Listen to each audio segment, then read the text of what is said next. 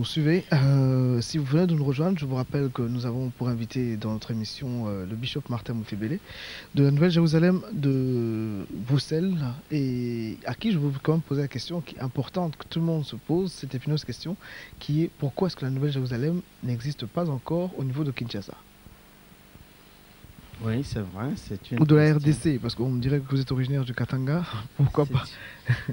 C'est une question qu'on me pose souvent.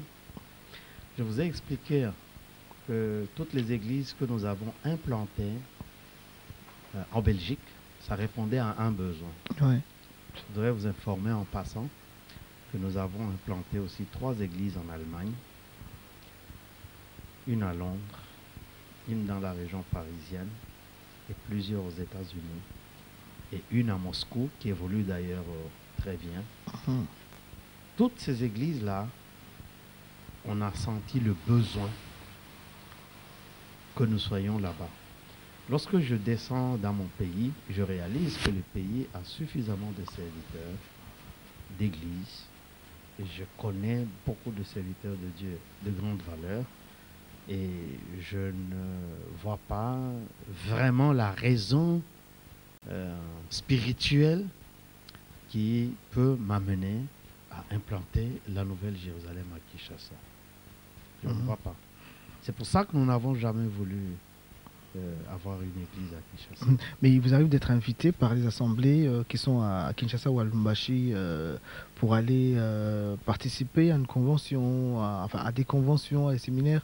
Est-ce que vis-à-vis de Kinshasa, vous êtes respecté comme ici? Est-ce que vous faites partie je sais pas, d'une association ou bon, vous faites partie des amis préférés de certains serviteurs de Dieu qui sont à Kinshasa ou à Lubumbashi? Oui. Oui, c'est vrai, je suis souvent invité. Bon, c'est aussi, si vous voulez, une réponse à ma prière. J'ai évolué ici pendant plusieurs années. Puis la première fois que je suis allé dans mon pays pour prêcher, le Saint-Esprit m'a parlé de beaucoup de choses sur mon pays. Mais en même temps, voyant la qualité des enseignements que je donne ici, j'avais pris la décision de retourner dans mon pays au moins une fois par an. Jusque-là, je ne suis pas encore retourné de ma propre initiative pour aller organiser quoi que ce soit. Je suis invité par des pasteurs amis, par des œuvres comme le Full Gospel, par des églises. Au mois d'août ici, j'étais parti prêcher à la convention de la parole du salut, qui est une extension de la borne, qui est juste en face de clinique. Oui, parole du salut, clinique quinoise. Quinoise, hein, avec le pasteur Safari, que j'ai connu ici à Bruxelles quand il était étudiant en théologie. Et puis, dans le même voyage, j'ai été jusqu'à Likasi, au Katanga, où j'ai été invité pour animer une convention. Je connais un pasteur à Likasi, ça me reviendra sûrement. Il a une voix assez rock comme ça. Bon, peut-être que ce n'est pas lui, mais en tout cas, celui-ci, je ne le connaissais même pas. Ah bon. Je connaissais personne, mais j'ai estimé que l'évangile n'a pas de limite et je suis allé à Likasi. Je suis souvent invité dans le passé par la paroisse Viens et Vois avec le pasteur Lukoussa, qui est un ami personnel. Et voilà, j'ai déjà été à Bukavu, invité par le pasteur Gamaliel pour tenir des croisades. Là, j'ai Bruxelles, Kigali, Bukavu, c'était en 92. J'ai des projets d'aller à Kisangani, en Bandaka,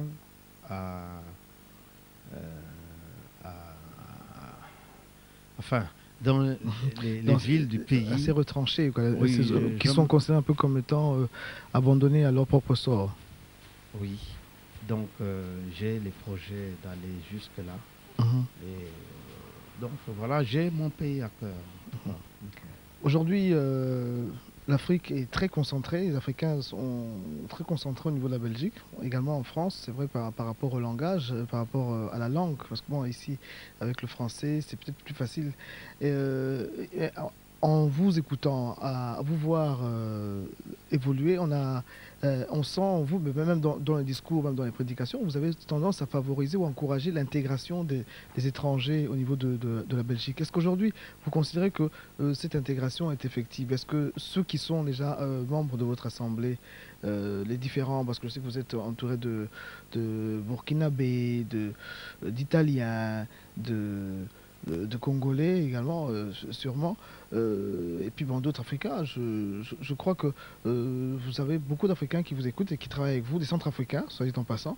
Est-ce que vous considérez qu'aujourd'hui, au vu de ces... Enfin, si on suit le parcours en 17 années à ce jour, vous considérez que ces derniers arrivent à s'intégrer dans la communauté belge qui se veut être un peu la terre d'accueil de tous? Oui, très difficilement, et c'est là que fait un des points de notre combat. Parce que nous avons tous les atouts pour nous intégrer, puisqu'il y a un certain nombre d'éléments qu'il faut considérer pour se sentir intégré. Le premier élément, c'est la langue. Ok. Nous avons la langue, nous communiquons en français avec les autochtones. Le deuxième élément, c'est la culture. Comme ancienne colonie belge, je parle pour nous Congolais d'abord, nous avons appris quand même à l'école comment vit un blanc, comment vit un belge en particulier, leurs manières, etc. Mais ils nous ont donné aussi leur religion. Donc, quand un Congolais débarque en Belgique, il est chrétien. Donc, il n'a pas à chercher à devenir chrétien. Et donc, on a quand même une avance par rapport à un certain nombre d'autres communautés qui n'ont pas la langue, qui n'ont pas la culture de la Belgique et qui n'ont pas la religion chrétienne. Mais le problème que nous avons, c'est que dans le cas de l'intégration, et puis nous avons aussi un autre élément dans la culture, nous avons la formation. Beaucoup de nos compatriotes ont des diplômes universitaires. Oui. Alors, mais le problème qui se pose chez nous, c'est que nous, matériellement, financièrement, Ils sont bloqués. nous sommes bloqués. Nous constituons comment on appelle ça, une société de seconde classe. Seconde classe, oui. Et dans tous les milieux, un pauvre, on ne l'intègre pas. Oui, mais je crois que même par rapport à la parole de Dieu, en proverbe, on le dit. Mais alors, qu'est-ce qu'il faut faire alors? Qu'est-ce qu'il faut faire? Justement, c'est ça un des thèmes de notre message. Vous savez, quand dans la vie, vous avez des moyens, vous réussissez dans un domaine, votre couleur de la peau disparaît et même votre provenance. Je prends les cas des sportifs. Quand on doit recruter un sportif de haut niveau, qu'il soit noir ou blanc, pourvu qu'il soit un excellent joueur, ou un excellent sportif, ou un excellent musicien, on le prend. On a besoin dans la vie de ceux qui réussissent. Alors c'est là que nous poussons nos gens à l'excellence, à bien faire ce qu'ils doivent faire, à réussir dans ce qu'ils doivent faire, qu'un médecin puisse travailler correctement dans son hôpital. Je connais un médecin congolais, un chirurgien qui est en province, qui ne prie pas avec nous, je ne pense pas qu'il prie dans une église, mais qui, lorsque un malade arrive dans cet hôpital, quand il voit un blanc qui veut l'opérer, il dit non, non, non, non, je veux le noir là. Bon, il a été même élu dans sa commune quand il a voulu faire la politique. Aujourd'hui, il est échevin. Qui l'ont élu? Ce n'est pas les Africains qui l'ont élu, c'est les Blancs. Mais qui a poussé ces Blancs à l'élire? Ce n'est pas ces belles dents. C'est une expérience. C'est parce qu'il a été un médecin compétent, professionnellement, excellent. Donc, l'intégration, pour moi, signifie faire ce qu'on doit faire. Bien. Et alors, les autres verront en vous un homme de valeur. Quand vous avez une maison, mais soignez bien l'extérieur de votre maison, aussi bien que l'intérieur. Mhm. Donc, il y a toute une série de choses qu'on doit voir extérieures, hein, qu'on doit voir pour qu'on dise non, il est différent. Il est comme nous. Alors, il peut vous intégrer. Je crois que si je veux prendre le mot, cette excellence, cette compétence, c'est un peu celle que a le bishop Martin Moutébélé, parce qu'aujourd'hui vous travaillez avec des gens qui sont qui ont pour vice la qualité, l'excellence, l'élite, ce sont les Américains. Ces Américains, si aujourd'hui ils vous font confiance, s'ils arrivent à déléguer, ça on a oublié de dire, c'est qu'il y a des missionnaires qui viennent des États-Unis pour apprendre justement au niveau de l'église. J'en ai trois Trois. maintenant là. Ouais. Voilà. J'en ai rencontré l'autre fois, comme vous avez invité au banquet. J'en ai rencontré deux. Le troisième, je crois peut-être qu'il était déjà sorti. Mais ce sont des missionnaires qui sont, si on veut, détachés au niveau de la Nouvelle-Jérusalem. Donc, vous considérez, vous quand même, que, bon, vous et votre famille, vous arrivez à vous intégrer. Donc je crois que vous n'avez pas trop ce problème. Donc, Non, pas vous du êtes tout. censé être un modèle en fait. La preuve, c'est que j'ai été invité au Portugal, à Lisbonne, pour animer la convention de l'Église de Dieu. Et c'est dans une maison d'Américains qu'on a choisi, moi, de me loger. La délégation qui m'a amené, on les a amenés chez les Portugais. Okay. Aujourd'hui, là, justement, c'est cette famille-là que nous recevions chez nous à la maison. J'ai des amis américains, quand ils arrivent à Bruxelles, ils préfèrent passer la nuit dans ma maison que d'aller dans les hôtels. Pourquoi? C'est parce que quand les gens arrivent chez vous, ils réalisent que vous n'êtes pas un brouillon, vous n'êtes pas au brouillon, que vous avez un raisonnement correct. Ce n'est pas un problème d'argent. Parce que je connais dans mon pays des gens qui ont de l'argent, et je m'excuse, et qui mangent une boîte de sardines à midi, comme repas. Tout à fait. Donc ce n'est pas un problème de repas, d'argent, mais c'est un problème d'exceller dans ce qu'on fait. Qu'on sache qu'est-ce que vous voulez dire. Quand vous entreprenez quelque chose, vous réalisez bien la chose que vous entreprenez, et les gens réalisent à trouver que votre bilan est positif dans tel domaine.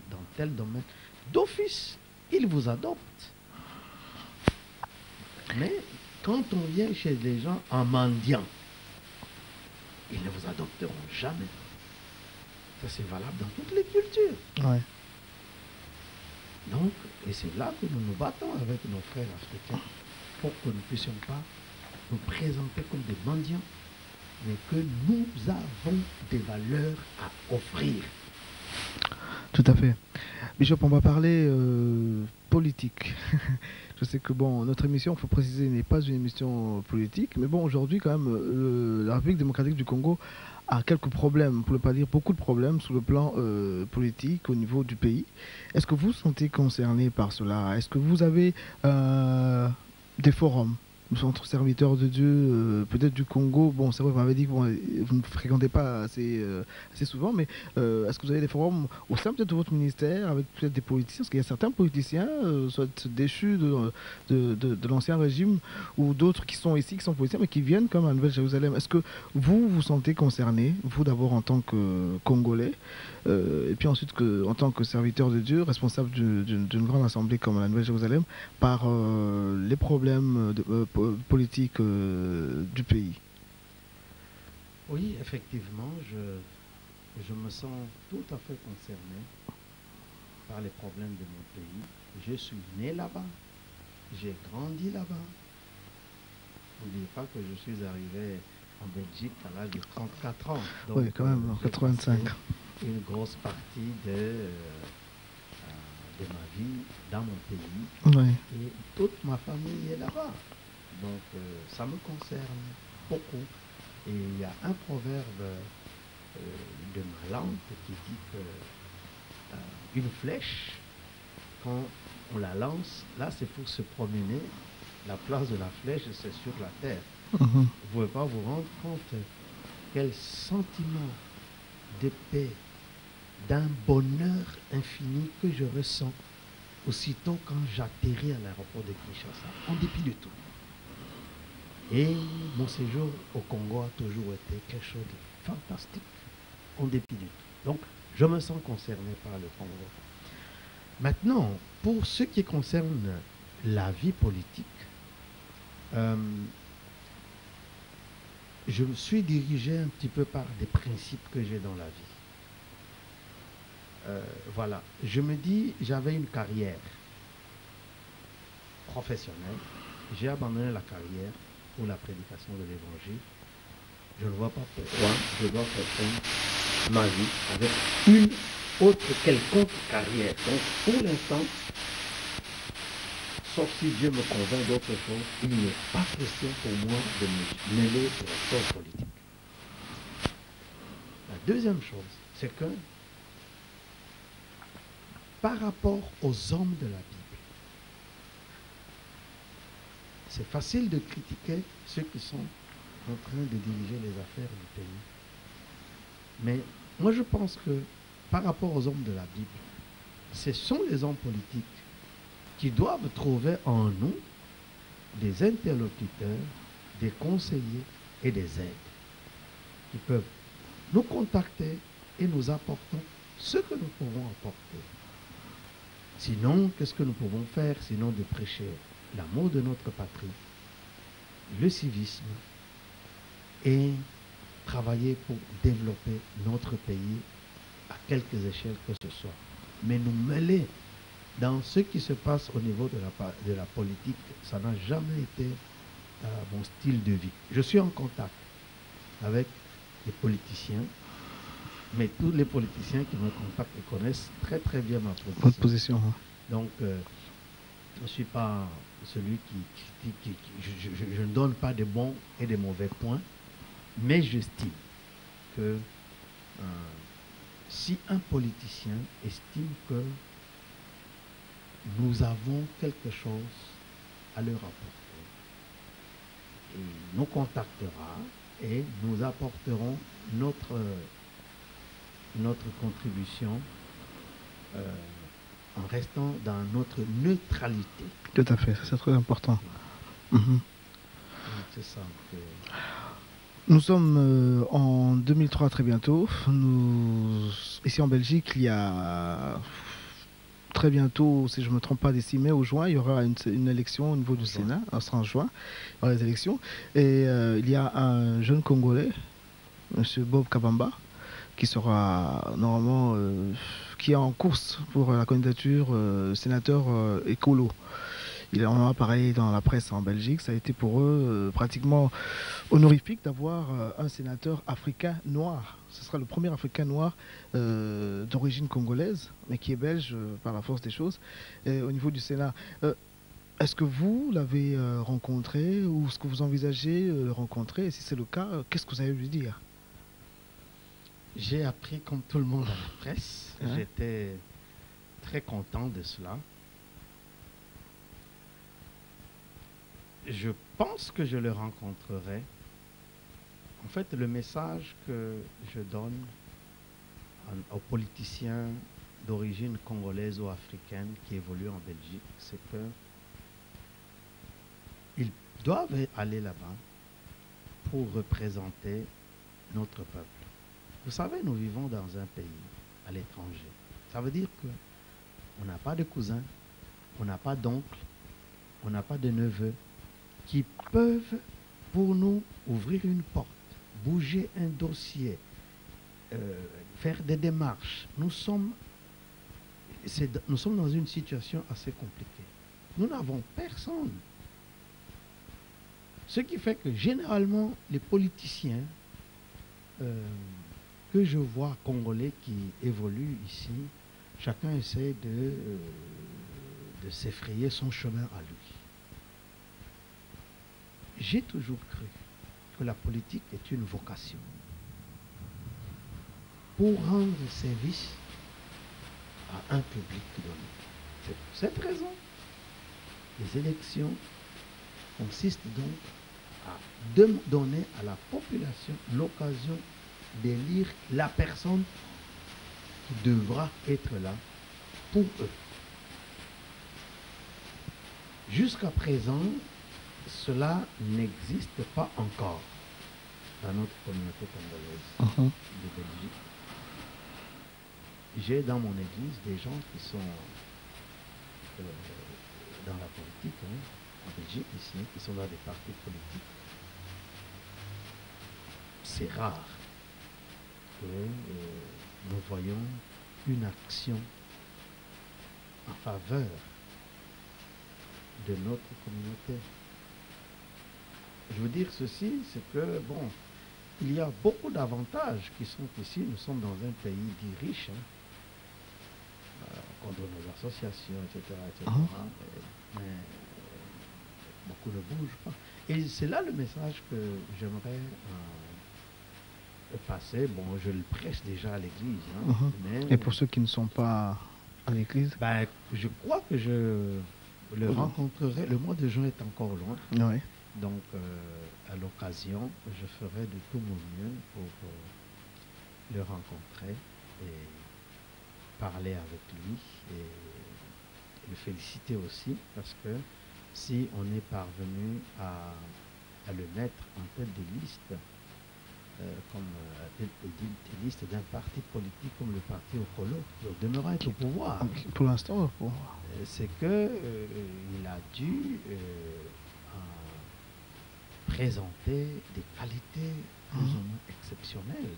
Tout à fait. Et là, justement, voilà, c'est là l'intégration. L'intégration et l'excellence également. L'excellence. Donc, c'est un brave. Et moi, je voudrais le voir d'abord pour le féliciter.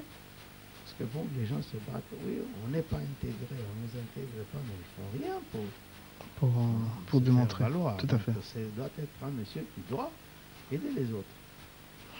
Vous n'avez pas que les politiciens qui viennent à Nouvelle-Jérusalem, il y a beaucoup de gens et j'apprendrai que vous avez même une certaine Karine Okenge qui vient. Je crois peut-être que le nom ne vous dit rien. Tout de même. Alors, pour ceux qui sont suivis, Karine Okenge est Miss Poussel. Elle est d'origine congolaise. Elle est elle fait partie de ces rares personnes, ces rares Congolais qui parlent le flamand. Et qui, à cause justement de ça, qui sont été des facteurs importants de son élection, Miss Bruxelles, elle n'a pas pu être Miss Belgique. Bon, je crois que déjà le fait de se retrouver parmi les 15 candidates qui étaient présélectionnées pour être Miss Bruxelles, Miss Belgique, elle s'est retrouvée jusqu'à la demi-finale. C'est quand même à encourager. Est-ce que vous l'avez déjà rencontrée, puisqu'elle vient à Nouvelle-Jérusalem de temps à autre? Non, j'étais d'abord surpris parce que je connais ses parents. Ah, d'accord. Et que c'était elle. En fait, mes enfants m'ont parlé d'elle. Et ce jour-là, nous étions tous branchés à la télévision. Elle fait partie de notre fierté parce que, contrairement à ce que les gens pensent, pour être élu Miss ici en Europe, c'est pas toujours les critères extérieurs. Justement. Il y a la culture, la connaissance, les manières, l'éducation. Il y a toute une série de choses, critères qui forment la personnalité de l'individu. Et nous sommes très très contents que Karine soit Miss Bruxelles, représente notre race dans cette discipline, et elle est congolaise, elle est de la Nouvelle-Jérusalem. Donc je pense en ce moment-là que les enseignements qu'on donne commencent à agir petit à petit. Nous allons parler musique. Parce que bon, au niveau de la Nouvelle-Jérusalem, il y a des groupes, des chorales, il y a des jeunes stand-up aussi. Mais au niveau de la communauté, cette musique, la musique chrétienne qui est appelée ici le gospel, de la communauté congolaise, n'arrive pas à sortir de la communauté. Si vous devriez donner un conseil aux artistes, parce qu'on vous voit monter sur la chaire et acculer, si on peut appeler ça ainsi, les jeunes choristes de différentes, je crois, La Vie Nouvelle et puis Espérance. Hein. Espérance, oui. Voilà. Vous leur demandez d'entrer en studio, de sortir un nouveau produit, enfin des nouveaux produits, des produits consommables, prêts à la consommation pour tous. Qu'est-ce que vous donneriez comme conseil à ces artistes qui sont soit à Kinshasa ou qui arrivent ici et qui restent communautaires? Nous retournons dans le même schéma d'intégration, le thème d'intégration. Le thème d'intégration, de l'excellence. Il faut rechercher d'abord la qualité. Vous voyez, la musique est un art. Ce qui fait du bien à l'art, c'est quand c'est bien fait. Si je me rappelle bien, parce que j'ai été professeur de musique en 3e et 4e secondaire. Oh là là. La définition de la musique, il est dit de la musique est l'art de combiner les sons de manière agréable à l'oreille, pour le plaisir de l'oreille. Donc, la musique doit jouer ce rôle-là. Et les gens qui écoutent la musique, exigeants, veulent que chaque chose soit bien faite.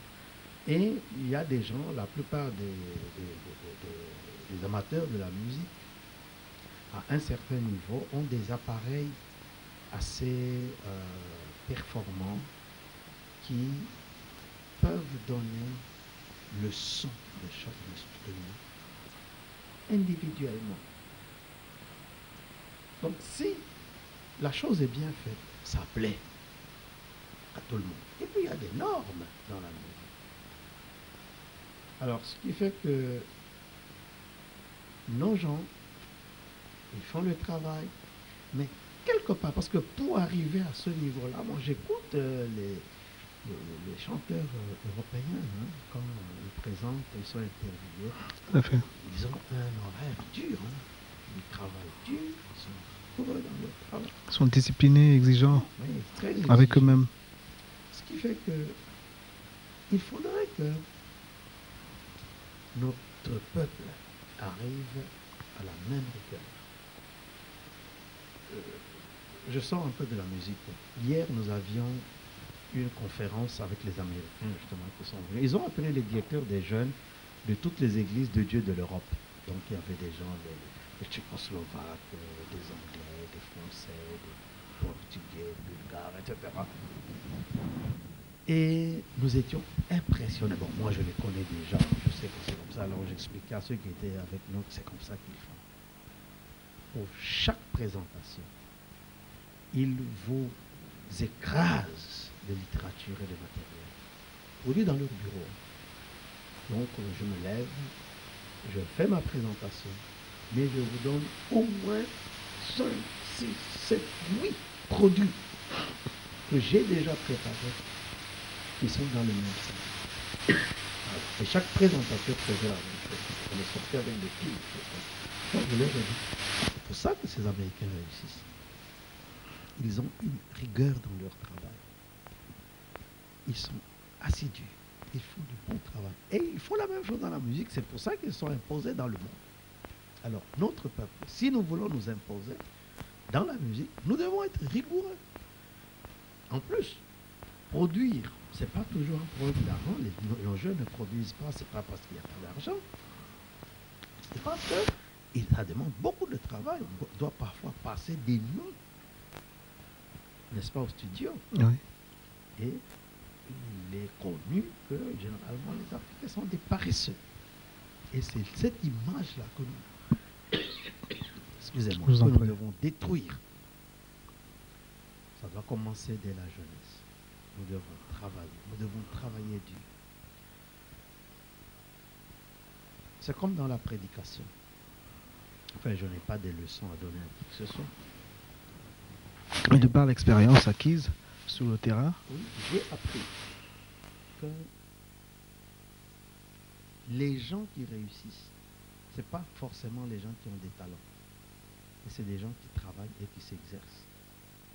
Tu peux être très doué pour courir, mais si on vous donne 10 000 mètres à courir, et si vous n'avez pas fait d'entraînement de façon régulière, après les 2000 mètres sur les 10 000, vous allez vous laisser dépasser. Alors c'est ce que j'ai appris dans ma prédication, que vous pouvez être doué, mais si vous ne travaillez pas de façon régulière dans votre au MELI, travailler, faire des recherches, etc., lire, écouter les autres, il y a tout un travail à faire.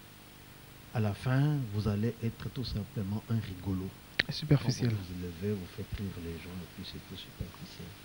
C'est la même chose dans la musique. Je voudrais que les gens travaillent, mais avec rigueur. Leur musique. Bishop, on va petit à petit tendre vers la fin de notre émission. Cet entretien est fort intéressant. Quand même une petite question à vous poser, enfin j'en ai posé beaucoup.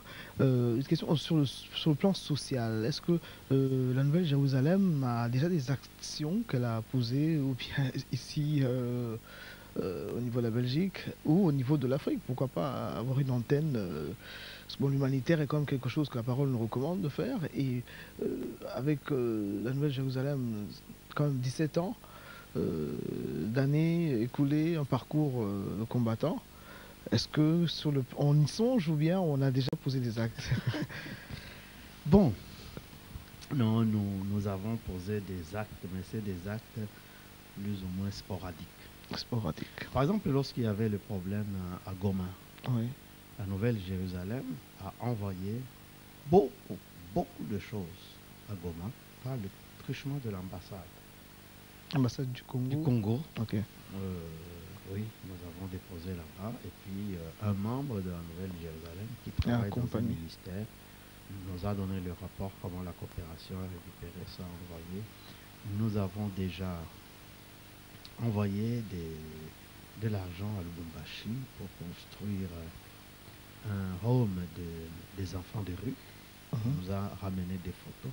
En fait, on fait beaucoup de choses. Le problème, c'est que nous n'aimons pas travailler tambour battant. Okay. C'est-à-dire qu'on n'a pas d'antenne jusque-là. Mais quand il y a un besoin, nous ça répond présent. Nous avons déjà envoyé des choses dans les hôpitaux à Kinshasa, etc. Mais nous avons un département qui gère cela.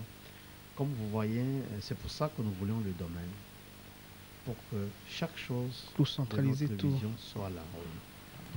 Nous avons envoyé des ballons des habits, des tonnes de médicaments, etc. Pas seulement au Congo, hein. Nous avons déjà envoyé au Burkina Faso, nous avons déjà envoyé au Kenya, nous avons déjà envoyé...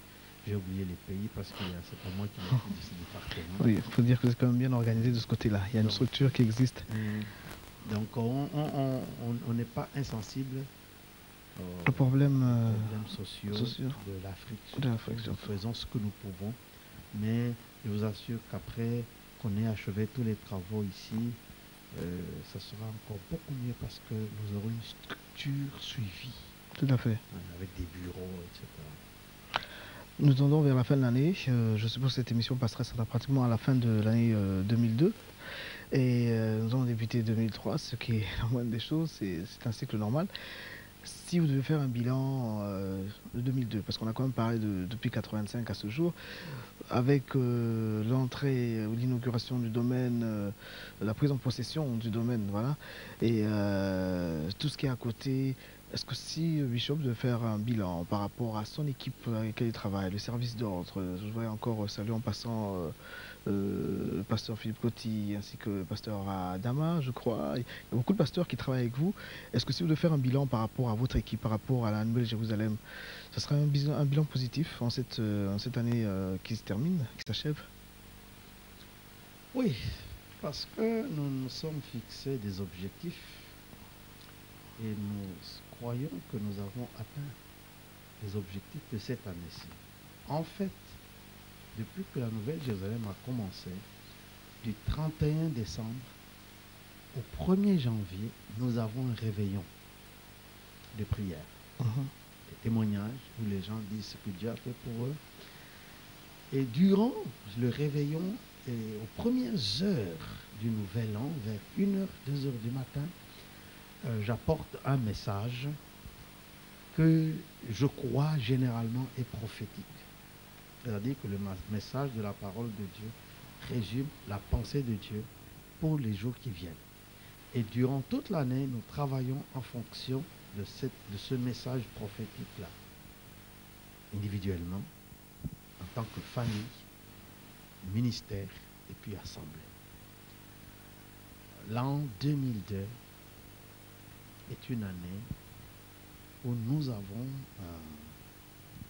vu la plupart des projets se réaliser, dont le projet de l'acquisition du domaine. Nous avons acheté ce domaine le 24 juin.